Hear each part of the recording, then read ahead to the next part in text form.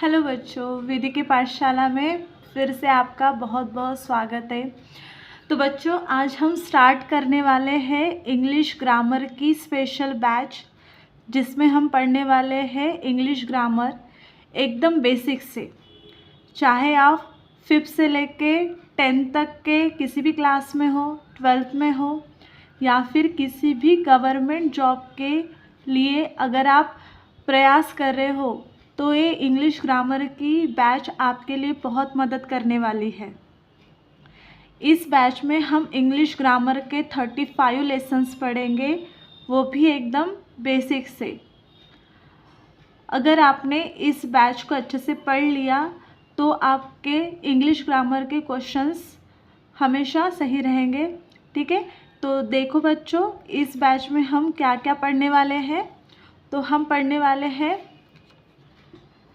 सबसे पहला lesson 1, basics of English grammar, alphabetical series, noun and types of noun, pronouns, verb, adverb, adjective, preposition, conjunction, interjection,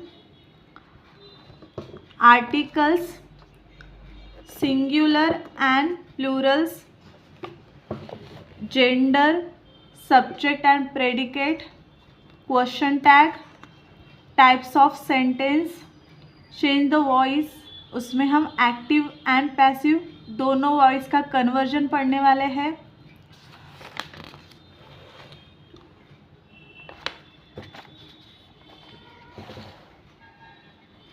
उसके बाद हम पढ़ेंगे tense, degree, conversion of assertive to exclamatory and exclamatory to assertive, उसी के साथ साथ conversion of assertive to interrogative और interrogative to assertive. Conjunctions पढ़ेंगे हम, either or, neither nor, not only but also. Rhyming words और रैमिंग स्कीम पढ़ेंगे, as soon as का यूज़, अल्दो का यूज़, उसके साथ साथ no sooner than, hardly when, figure of speech, types of sentence, जिसमें हम सिंपल सेंटेंस, कॉम्प्लेक्स सेंटेंस और कंपाउंड सेंटेंस कैसे आइडेंटिफाई करते हैं वो भी देखेंगे। उसके साथ साथ हम पढ़ने वाले हैं gerund and infinitive, determiners, direct and indirect speech, word chain, word register, homophones, homograms and one word substitution. तो बच्चों, हम ये इंग्लिश ग्रामर की जो बैच चलने वाली है उसमें 34 और इसके अलावा भी अगर कोई टॉपिक बच गए हैं तो उनको हम इस बैच में कवर करने वाले हैं। तो आपको क्या करना है, तो आपको बस एक अच्छी सी नोटबुक बनानी है, जिसमें आपको ये सभी लेसन्स नोट्स के साथ में लिखना है, ताकि जब भी आप रिवाइज करो तो आपको पढ़ने में बार बार मोबाइल देखने की ज़रूरत ना पड़े। तो चलिए फिर स्टार्ट करते हैं। पहला lesson, basics of English alphabets. ठीक है, तो यहाँ पे हम सबसे पहला लेसन देखने वाले हैं। एकदम स्टार्टिंग से ABCD से हम पढ़ना स्टार्ट करेंगे। जिसको इंग्लिश ग्रामर कुछ भी नहीं आता हो वो भी बच्चा इस बैच को ज्वाइन करने के बाद इंग्लिश ग्रामर सीख सकता है। तो चलिए पढ़ते हैं सबसे पहला lesson, basics of English alphabet. आपको क्या करना है, तो मैं नोट्स से आपको पढ़ा रही हूँ, तो आपको भी नोट्स बनाते हुए चलना है, ताकि एग्ज़ाम के वक्त आपको फिर से मोबाइल देखने की ज़रूरत ना पड़े और आप जल्द से जल्द पूरे टॉपिक को रिवाइज कर सके। और हाँ, एक बार आपने नोट्स बना लिए तो ये नोट्स आपको हमेशा यूज़ रहेंगे। तो देखिए क्या होता है। The English alphabet contains 26 letters that create the foundation of the English language. जैसे इंग्लिश लैंग्वेज है तो इंग्लिश लैंग्वेज ये 26 लेटर्स से ही बनी हुई है।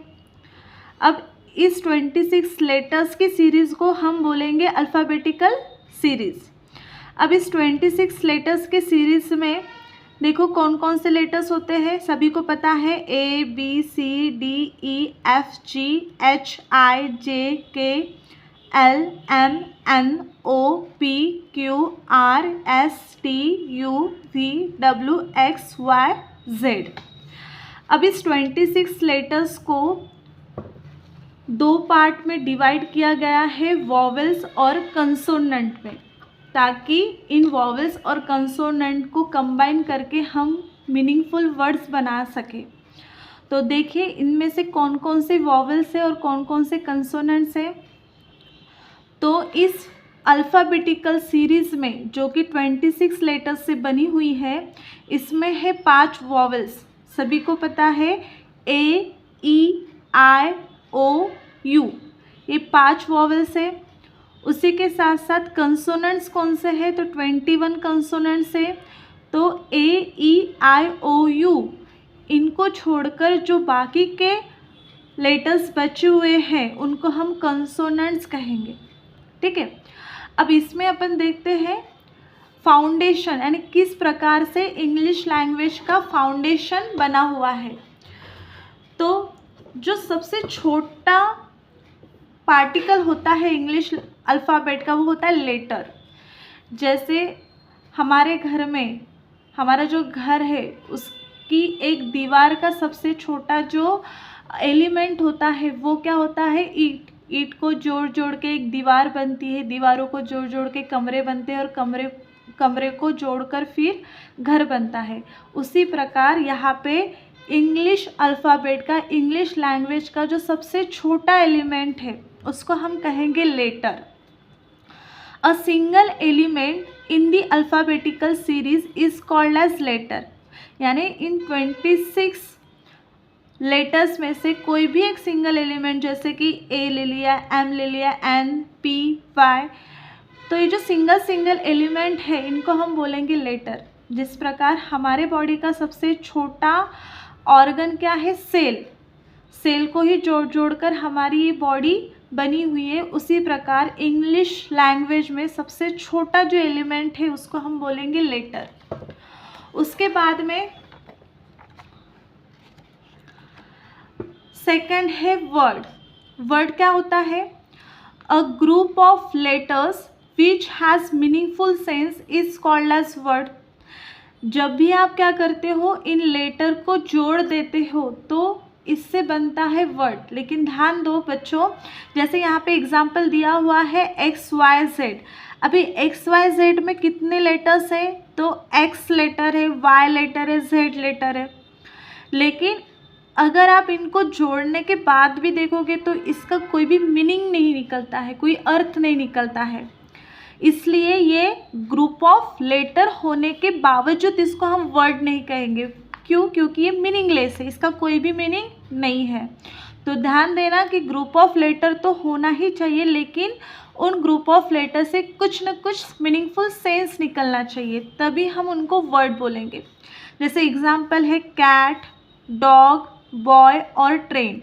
यहाँ पे देखो जैसे BOY, यहाँ पे कितने लेटर्स है, 3 लेटर्स है, BOY, और इस ग्रुप ऑफ लेटर्स से एक मीनिंगफुल वर्ड बन रहा है, मीनिंगफुल सेंस हमें दे रहा है, इसलिए ये सभी क्या हो गए, वर्ड्स हो गए।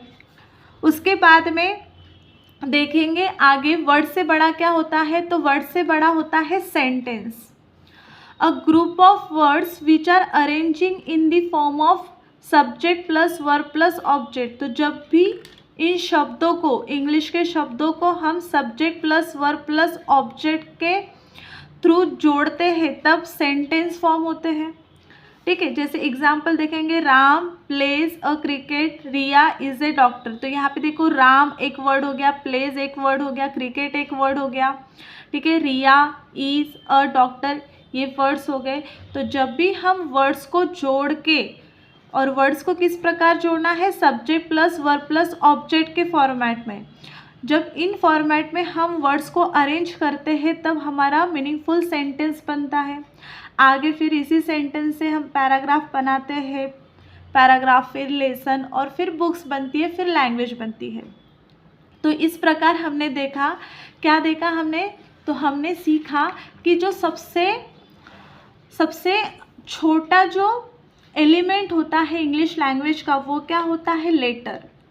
कितने लेटर है टोटल, तो टोटल लेटर है 26 लेटर्स, ए से लेके Z तक। इन 26 लेटर में से वॉवेल्स पढ़े हमने 5 दैट इज़ AEIOU, और जो बचे हुए हैं उनको हम बोलेंगे कंसोनेंट्स। ठीक है। फिर सबसे छोटा एलिमेंट इंग्लिश लैंग्वेज का लेटर।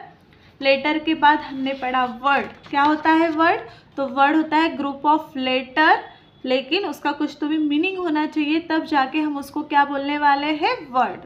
वर्ड के बाद सेंटेंस। जब इन वर्ड्स को हम subject plus verb plus object के फॉर्मेट में जोड़ते हैं तो इससे एक मीनिंगफुल सेंटेंस, मीनिंगफुल वर्ड की चेन बनती है, जिसको हम सेंटेंस बोलेंगे।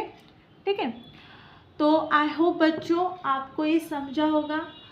अगर मेरी पढ़ाई हुई चीज़ आपको समझ में आ रही है तो इस सीरीज़ को ज़रूर कंटिन्यू करें और इंग्लिश ग्रामर पढ़िए बिल्कुल फ्री में। कल हम पढ़ने वाले हैं पार्ट्स ऑफ स्पीच।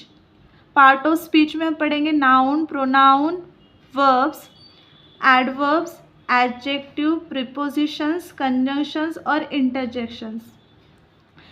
ये हमारा बहुत ही इंग्लिश लैंग्वेज का बेस कहेंगे इनको, क्योंकि इंग्लिश लैंग्वेज में जितने भी वर्ड्स हैं, आप किसी भी इंग्लिश वर्ड्स को आप ले लो, हर एक word in he part of speech से बिलोंग करता है। अगर आप किसी का नाम ले रहे हो तो नाउन से बिलोंग करेगा, ही शी इट यूज़ कर रहे हो तो प्रोनाउन से बिलोंग करेगा, कोई एक्शन वर्ब आप यूज़ कर रहे हो तो वर्ब से।